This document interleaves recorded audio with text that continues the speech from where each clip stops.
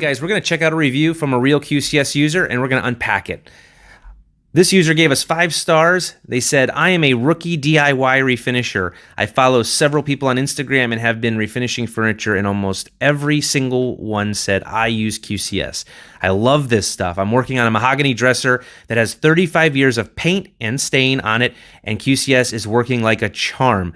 Watch their videos and get to work. I love this review because I love the rookie DIYers. There's a lot of you out there. Some of you have just started doing projects. Some of you have been doing them maybe for a year or so, and you're starting to get, pretty good at it. Some of you haven't even done one yet. You're still thinking like, I don't know, like I'm a little bit worried don't be afraid anymore. Don't worry about that. I mean, sometimes you just have to try. Sometimes perfection is the enemy of execution. Sometimes you just kind of get in your own way.